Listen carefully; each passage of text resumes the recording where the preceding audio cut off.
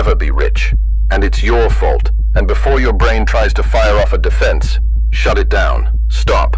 Listen, it's your fault. All of it. No exceptions. Not the economy. Not your boss. Not your childhood.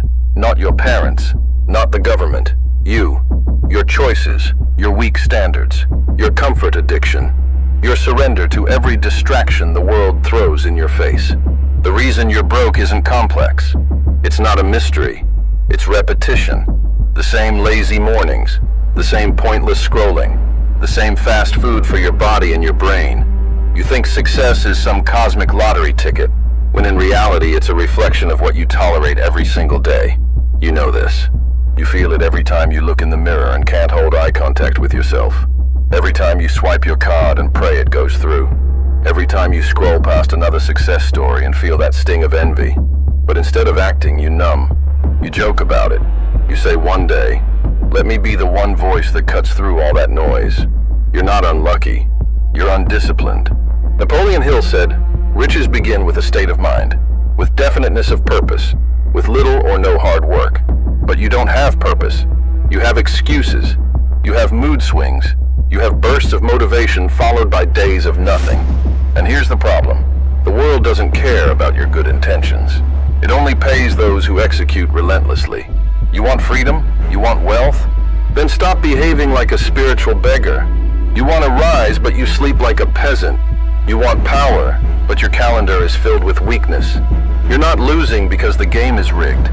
You're losing because you never even entered it seriously. Every day you sign a silent contract with mediocrity. Every time you snooze your alarm, watch another reel, skip another workout, spend money you didn't earn, you're voting for the same life you claim to hate. Let that settle in. You say you want millions? Then where's the pain in your life that proves it? You're broke because you haven't bled for it. Not mentally, not emotionally, not physically. You've tried convenience. You've tried comfort. Now try war. You want to know what's really holding you back? Look at your habits. Look at your friends. Look at your Netflix queue. Look at your screen time. The answers are already in your pocket. You don't need a new opportunity. You need a new identity. While you scroll, others study. While you complain, others build. While you pretend to work, others dominate in silence. And those people, they're going to own everything you ever wanted, not because they're better, but because they decided to outsuffer you. That's what this takes. Suffering, sacrifice, silence. Napoleon Hill taught the power of definiteness of decision. Yet most of your life is an indecision graveyard. You say you'll start the business, but you never do. You say you'll cut distractions, but you reinstall them by lunch. You say you'll wake up early, but you deserve to rest. Do you know what Hill would say to you? He'd say you're a fraud. He'd say you're wasting the greatest asset ever given to man, the mind. And he'd be right. Because right now, your mind isn't a machine. It's a landfill, full of junk, full of self-pity, full of noise. And the worst part? You volunteered for it. The man who wins is the man who walks into hell willingly, who says no to comfort like it's poison, who sees every hour as a weapon, not a window for weakness. You want to be rich? Then stop acting broke in behavior. Stop talking about the grind and start bleeding for it. Stop playing the victim and start hunting like a beast. You don't need more time. You don't need more luck. You need more fire. And fire doesn't come from watching. It comes from deciding. This is where you separate yourself. Right here. Right now. So decide. Or stay poor. And let me tell you something that stings, but heals. Poverty has patterns. So does wealth. And you've been walking the blueprint of failure with expert precision. The late nights wasted. The mornings rushed. The thoughts you allow to live in your head rent-free. All of it is a ritual. A sacred commitment to staying broke. You treat your time like it's disposable, and then wonder why your life feels meaningless. You treat your goals like fantasies, and then wonder why nothing manifests. You treat your body like trash, and then ask why your mind feels heavy, tired, distracted. Everything is connected. Everything. Napoleon Hill wrote about the mastermind principle, surrounding yourself with powerful minds to multiply your own power. And yet, your inner circle is full of distractions, complainers, victims, consumers. No one in your life challenges you. No one demands greatness from you. And why would they? You haven't demanded it from yourself, so you stay stuck. Not because you're cursed, but because you've chosen a life of low stakes and low standards. You want to break out? Then burn the blueprint. Change the ritual. Wake up 2 hours earlier than you think you can. Read a chapter before you touch your phone. Train your body until it hurts, then keep going. That's how you rewrite a future. One morning, one discipline, one war at a time. You're not waiting for opportunity. You're waiting for someone to rescue you from your own laziness. Here's the raw truth. No one is coming. No mentor, no influencer, no magical six-figure coach. The only one that can save you is the version of you you've been avoiding becoming. And that version doesn't beg for time. He commands it. He creates it. He leverages every second like it's his final hour. Stop selling yourself short. You don't need more inspiration. You need more humiliation, more confrontation, more honesty with yourself. You need to admit that your current lifestyle is not working. And then, burn it. Don't adjust it. Don't fix it. Kill it. Because this is where most men retreat. Right at the edge of change. They get a glimpse of what's required. And they back off. They tell themselves it's too much. That they need to be realistic. That life isn't all about work. And those words, those aren't wisdom. That's fear wearing a fake mustache. You say you want to build a new future, but you're scared of demolishing the old one. You still want to keep the old habits just in case. You want to keep the old friends so you're not alone. You want to hold on to comfort like it's your last blanket in a freezing world. But comfort is the enemy. Let me say it again. Comfort is the enemy. Nothing worth having is found in comfort. No wealth, no freedom, no legacy. Everything you want is hiding behind discomfort, rejection, uncertainty, embarrassment, and years of being misunderstood. Hill called this persistence, the quality that separates the strong from the permanent failures. But persistence doesn't show up when you're excited. Persistence shows up when you hate the process, when nothing is working, when every voice in your head is telling you to quit, and you move anyway. That's the test. The world will test you. The market will ignore you. People will laugh at you.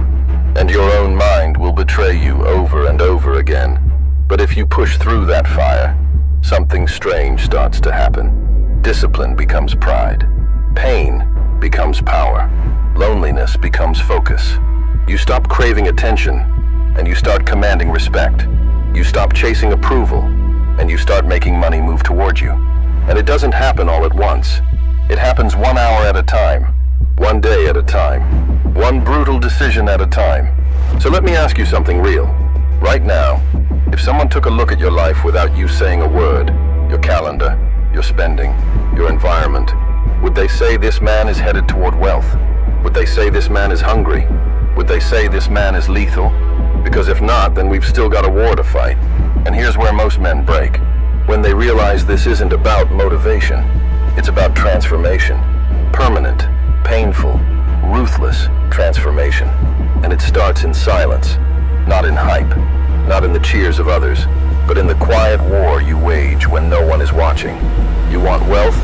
Then you need a new standard. Not just for work, for life. You need to stop negotiating with mediocrity. Every time you say, just this once, mediocrity wins. Every time you let your feelings overrule your focus, mediocrity wins. And mediocrity is not neutral. It's a slow death, dressed as normalcy. Napoleon Hill warned about the hypnotic rhythm, a force that drags weak minds into habitual failure. That rhythm, it's in the way you eat, the way you speak, the way you react to stress, the way you talk to yourself. That rhythm is either pulling you toward purpose or pulling you into poverty. So how do you break it? You disrupt it, relentlessly. You set a rule and never break it. You create a plan and follow it, especially when it's hard. You demand from yourself what no one has ever demanded. Because if you don't, who will? This is not about becoming someone new. This is about becoming who you were always meant to be, before fear, excuses, and society beat it out of you. You need to kill the weak voice inside that keeps whispering, maybe later. There is no later. There is only now. You have one shot, one life, and if you don't make it count, you will spend it watching others live the dream you could have created. So wake up, stand up, lock in, and prepare. moment where the camera zooms in and the world goes silent. The part of the story where most men give up. But not you. Not anymore. Because now, there are only two paths left. Turn back and return to your average life, or march forward and fight like hell for the one you were meant to build. This is your reckoning. Not just with the world, but with yourself. You've seen the enemy, and it was never out there. It was never your job, your city, your upbringing, your boss. It was always you. Your decisions, your inaction, your comfort. And now you're face to face with that version of you. The one who's been sabotaging everything. So here's the command. Kill him. The one who procrastinates? Kill him. The one who needs permission? Kill him. The one who needs motivation? Kill him. The one who talks more than he builds? Kill him. Because if he lives, you die. Not all at once, but slowly. Day by day. Dream by dream. Until nothing remains but regret. Hill wrote, "Action is the real measure of intelligence." So act. Stop watching videos and start producing results. Stop quoting books and start living like the man who wrote them. Stop behaving like your legacy is on the line, because it is. You want to honor Napoleon Hill? Then don't worship his words. Live them. That means no more lying to yourself. No more saying, "I'll start next month." No more tolerating anything in your life that weakens you, mentally, physically, spiritually. You need to become a soldier for your destiny. Every morning is war. Every hour is a battleground. Every thought is a choice, weapon or weakness. And if you've made it this far, there's something inside you that refuses to die. Something strong, something dangerous, something divine. But it's been buried under years of soft habits, weak environments, and low expectations. Today, you unbury it. You build the version of you that people whisper about, that the world fears, that your old self couldn't even imagine.